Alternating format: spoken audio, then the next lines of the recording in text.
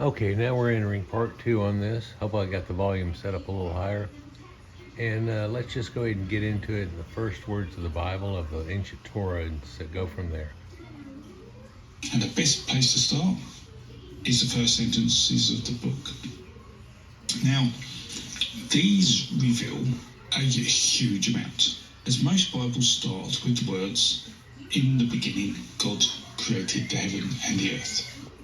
And we'll stop there, as this isn't true. Well, it's not a true translation. It's actually more accurate if we say, "When God began to create heaven and earth." A subtle yet distinct difference, suggesting that God already existed and the cosmos already existed, and the story is just picking up when God decides to create the heaven and the earth.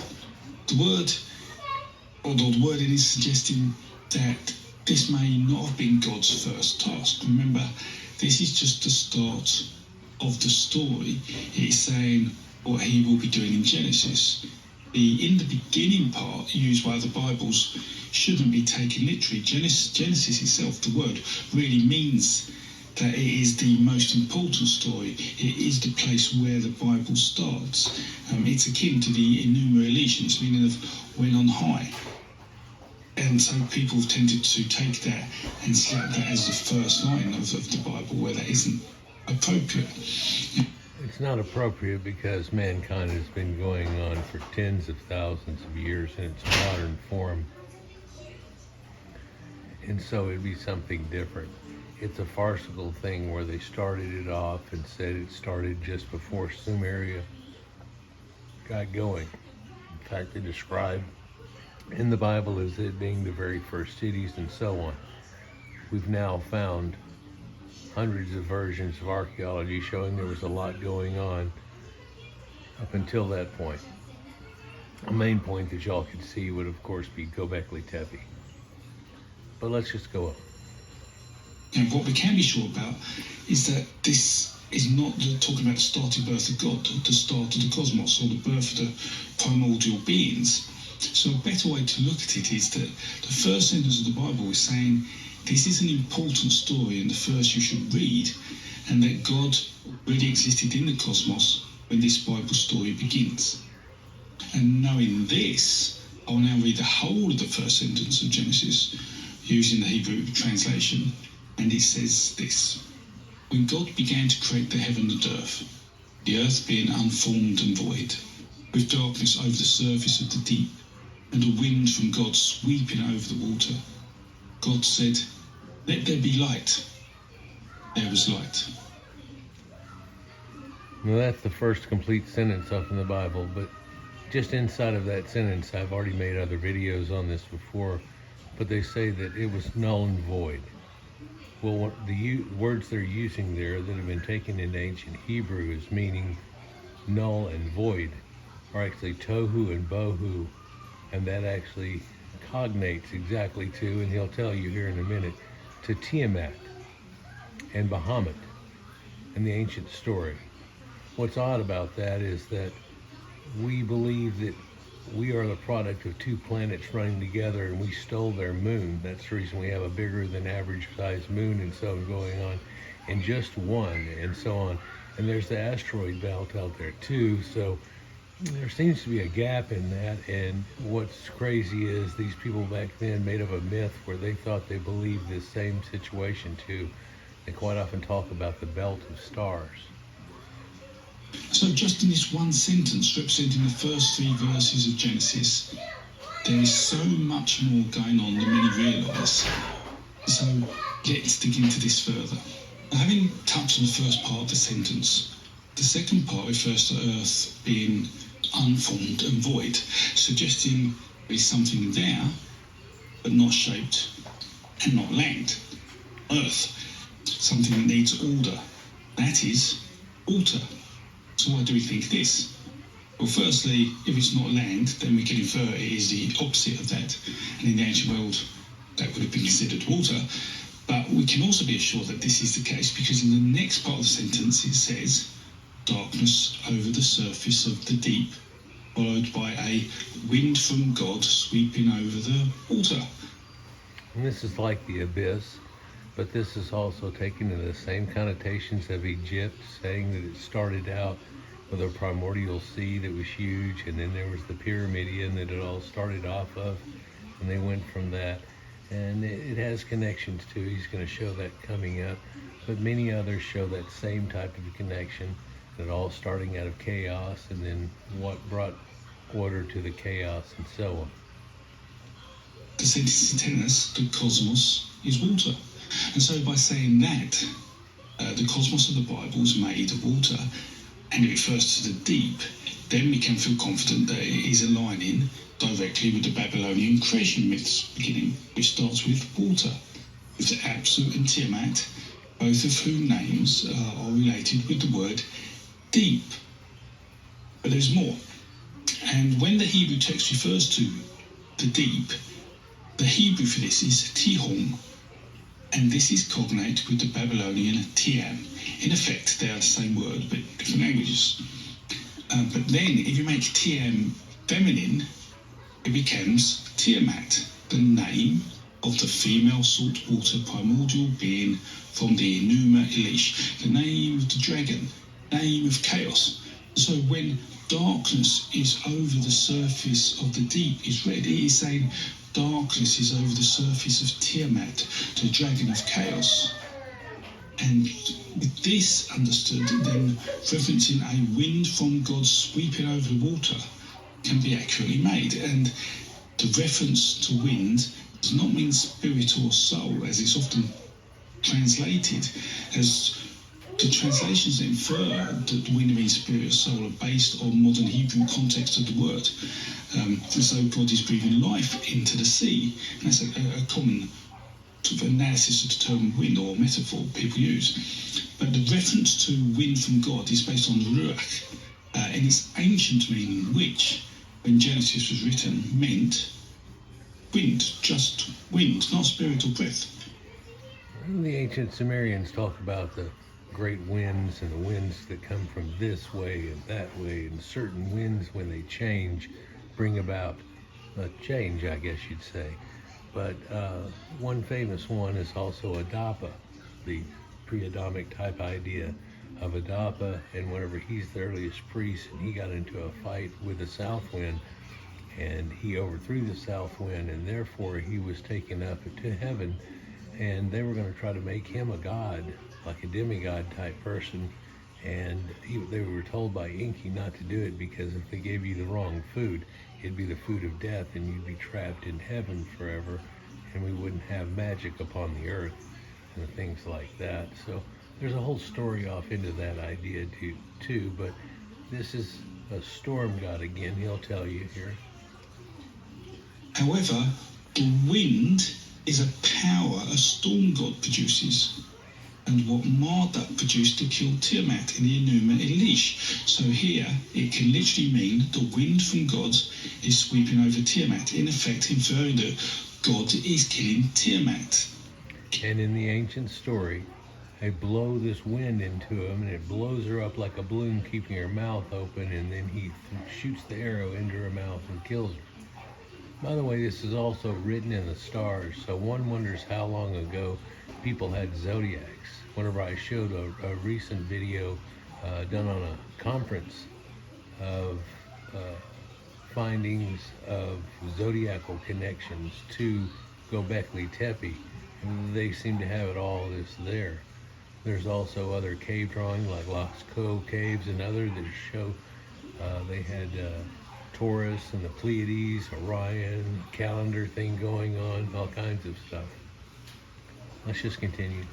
Killing the chaos of the waters, allowing order in the cosmos. In effect, the first sentence is summarizing the Babylonian creation myth, which may seem odd to us, but for people at the time, when hearing the first line, the story is being referred to, they would know they were talking about the myth from the Enuma Elish, and so they would be immediately engaged. You see, because it predates any biblical story by thousands of years. And by looking at mythology like this, it looks like it started off many thousand years before that and then got developed into that story. Now the Marduk part of it isn't the first of it too, because there was Enlil that started off, and he was the one that was going to kill all mankind. And so the Noah story comes from that, where Enki goes and talks to Utnapishtim, or any of a few numbers of people named through the years for them, Sumerians and Akkadians, but then he ends up attaining longer life. And by doing so, it's something that's very much different than the Babylonian epic as the Bible epic of Noah and its situation, where they tried to turn it into something. But they had the birds that they released, the doves, then the raven, so on. It's all really almost the same exact story, just been adapted by someone else. And people have noticed this a long time ago. Well, I tried to say that there used to be a hill up in Mount Ararat, and they used to go get the bitumen from it and try to make amulets and all that. That's supposed to be the Utnapishtim boat. That's not supposed to be the Noah boat at all. Yeah, that's the weird thing, is where it's not been adopted to that idea, and then people are trying to see waivers in the sand and say that this is where the boat was and so on like that. But it's a mythological story written in the stars. It didn't really happen here on Earth. But people had this idea there was bubbles underwater, and it was pretty much like we were in a snow globe. He's going to show you here shortly, so you might want to pay attention to that. That's the biblical model versus the one we all understand today, along with the idea that the Earth is millions of years old. We went through dinosaurs and all kinds of crazy things that don't really go off to this. But then again, Tiamat's a dragon. Sounds like a dinosaur type creature. Anyhow. When the last part of the first sentence was said, then people would have stopped and listened, as when it's quoted as, God said, let there be light, and there was light. This was different to how miracles were usually enacted, not part of the story people were used to hearing at the time. So what was going on? Well, the priests and writers of the time were invoking a story that everyone knew. It has the watery deep, the wind, the dragon of chaos, and then it goes on, let there be light, and there was light. And those who were listening would have gone, hey, where's the battle? When are the gods created? What is this? And their attention would have been held, that there would be some intrigue there. So it's actually a story that people are already well aware of. And they were well aware of it before the Sumerians came along and developed writing to where we could actually get it into writing. And these stories changed a little over time. But these zodiacal ideas in this creation type myth goes back quite some time. Whereas the Bible idea was something that was adapted off of all that came before it. And it's much more recent in time. There's a man named Gimarkin, who's a researcher, who thinks the Old Testament wasn't written until the point that the 72 scribes made the Septuagint together, that it wasn't even completed into an actual Bible at that point. It was just a bunch of separate stuff, and they left some out or put some in. They decided which order it goes in and everything. Let's continue. Then the delivery of the miracle of light would have been considered unusual, as whilst Marduk, the Babylonian god, spoke miracles, to then observe a miracle and to say it was good was very much aligned to the Egyptian mythology. And this process of delivering the miracle, as seen at the end of the very first sentence, when God says, let there be light, and there was light, and then, saying in verse 4, God saw that the light was good, and God separated light from darkness. And so, at the end of the first sentence, the story twists into some Egyptian mythology. And in fact, this continues over a number of verses where God says something, he sees something, and then he proves it. And this way of enacting miracles can be found in the stories of the Egyptian god Ptah, one of the oldest deities in Egyptology, and a creator god. He's said to have existed before all other things, and through his will he created all things and realised it through his word. And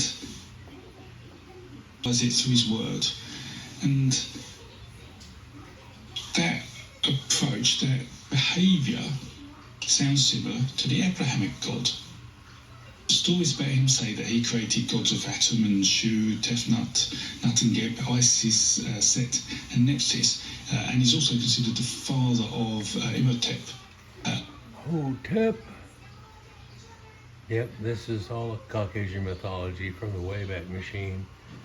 And I'm proud to be able to show you that even the Bible story and everything, they all go back to a Proto Indo European people that had this same myth that spread it out to everyone else.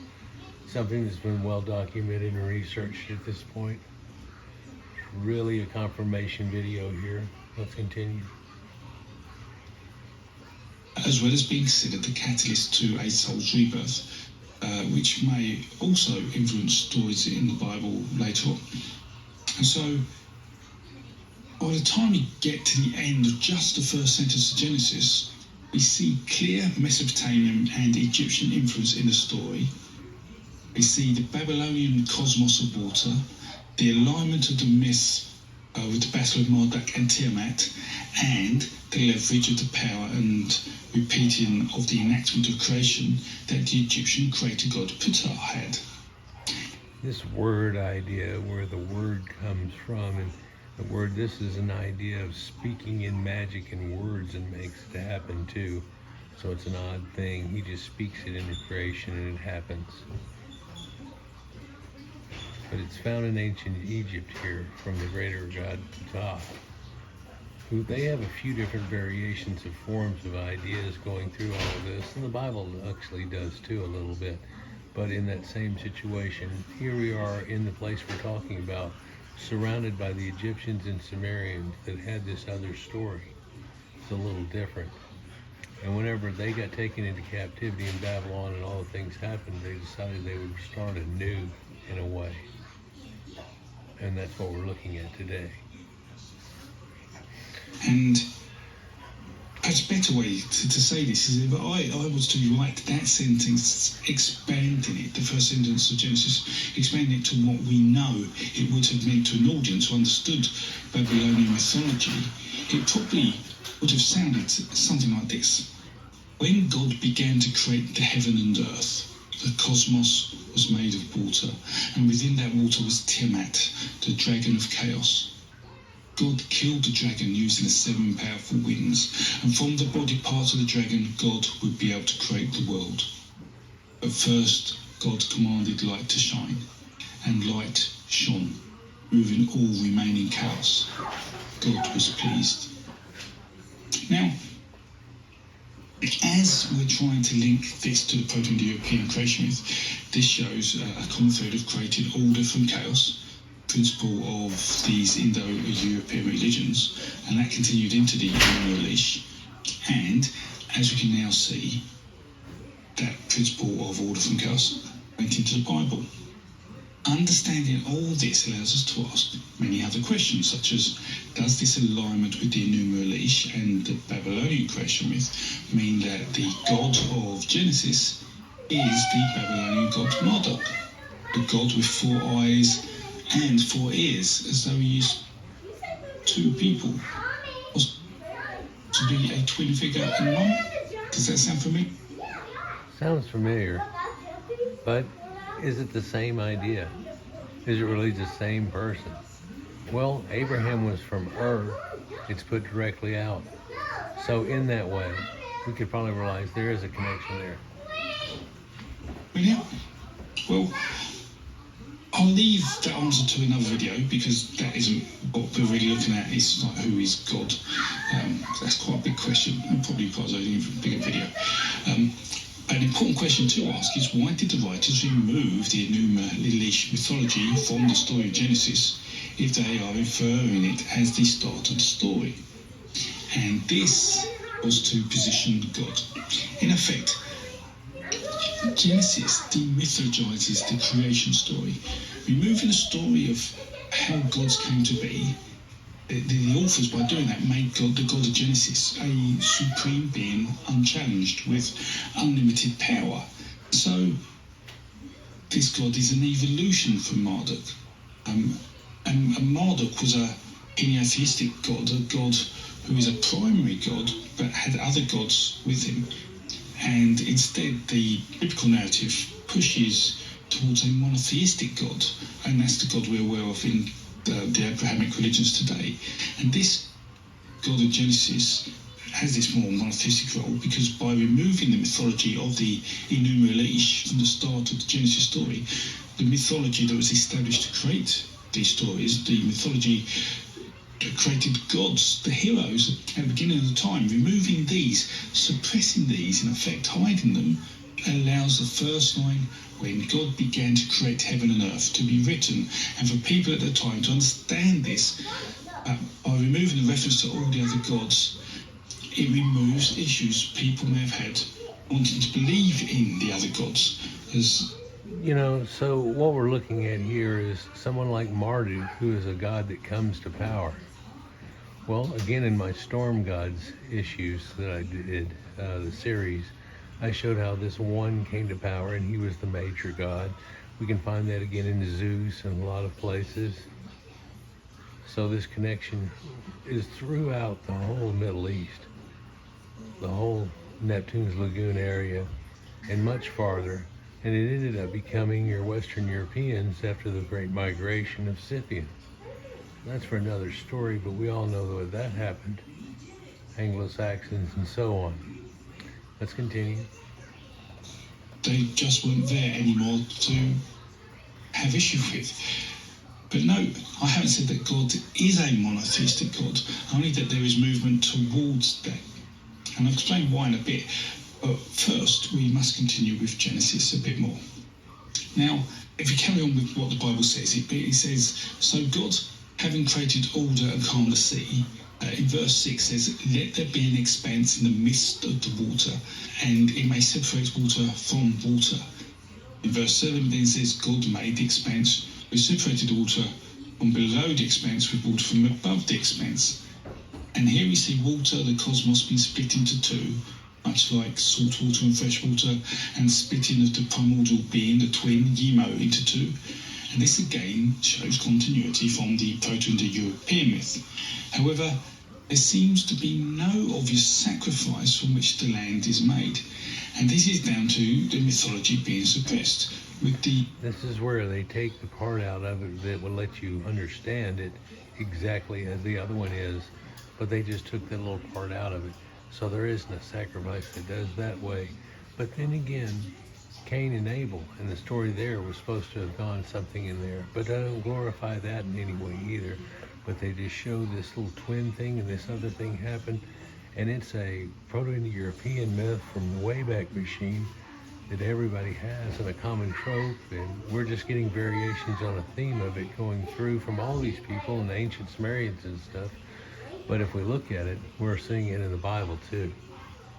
Let's continue. The earlier wind over the water hinting at the killing of Tiamat, and therefore it is inferring Tiamat's body being used to make the earth. But it isn't explicitly stated. And the creation of the world actually happens in verses 9 and 10.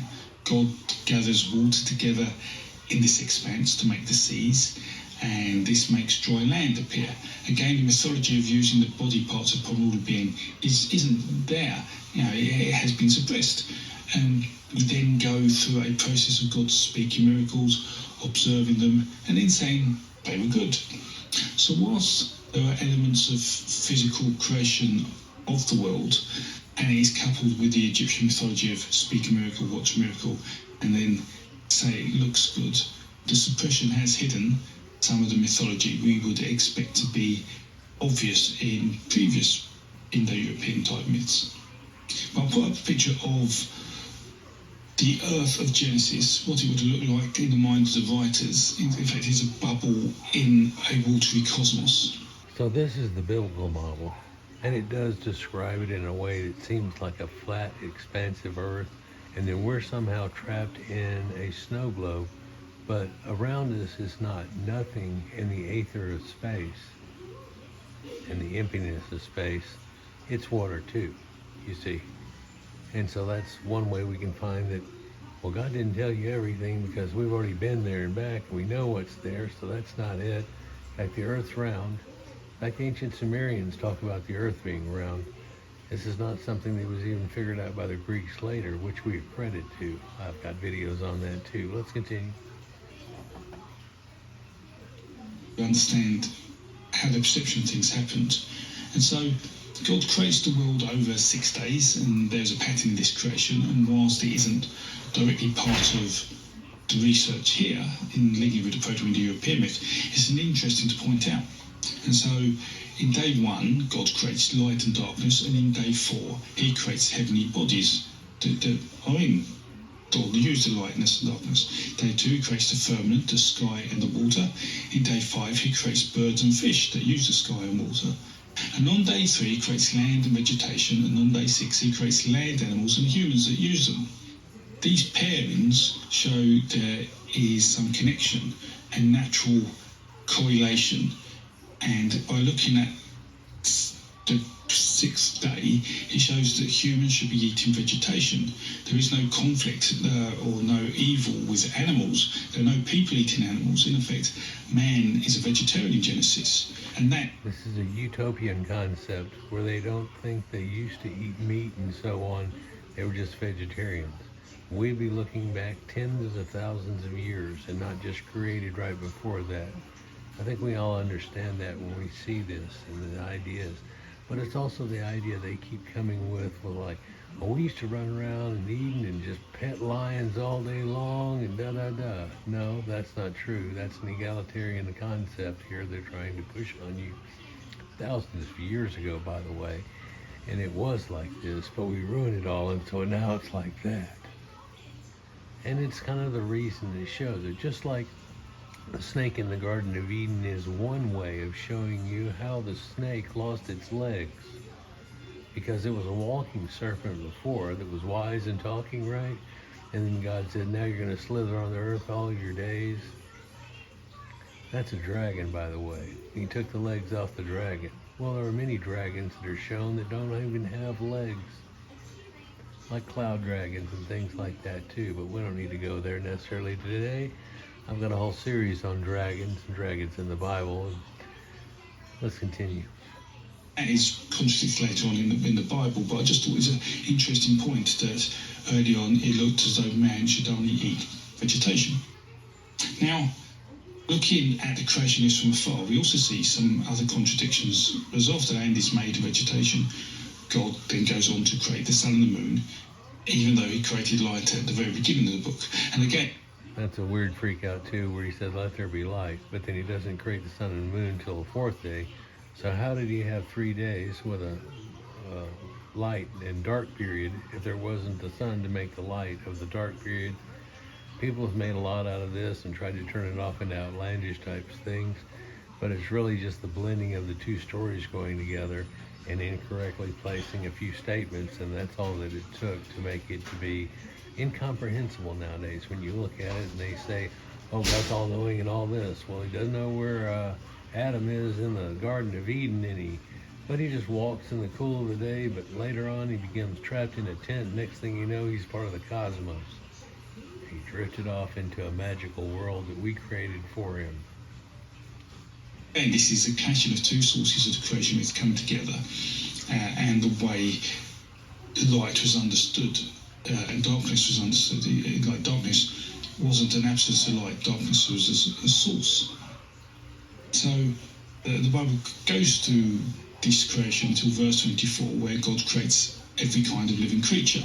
And the only animal specifically named is cattle, cow-type creatures, potentially referring to the importance of the cow in creation, and certainly the importance of the cow in farming and surviving.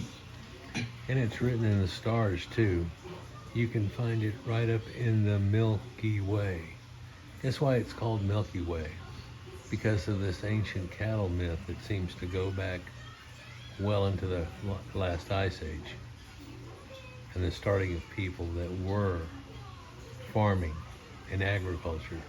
Some of these stories go back to about the fight between agriculturists and farmers and so on like that. You can even see it stated out in the ancient Sumerians because they became incredible farmers of the land as well as for beef. And this, I've mentioned previously, is because a cow to humans is 100% useful. We use its hide, we use its bones, we eat its meat. We even eat its babies, and we drink the baby's food. You can see how the cow was seen as having been made for man, for man to be able to consume and use it all. It's like it was a panacea. It's an amazing thing. We could raise and domesticate these cows. They would hang around. All we'd have to have is grass-type fields, cleared out space, not a lot of trees, so we clear out that part and let them just run around wild, and we would have meat. And we could build it up to the point that we'd have meat through any famines, winters, or things like that. It's amazing what's been brought by these people into it.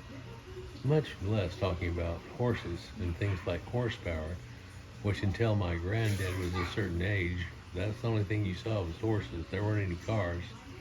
But then those Caucasians created incredible cars. Now we're going to electric cars. Oh, did I mention we went to the moon and back, got spaceships? It's incredible. The perfect animal. And so, understanding all this, we arrive at verse 26 in the Bible where God says, I'm going to make man in our image and likeness, and then saying they shall rule cattle and other animals.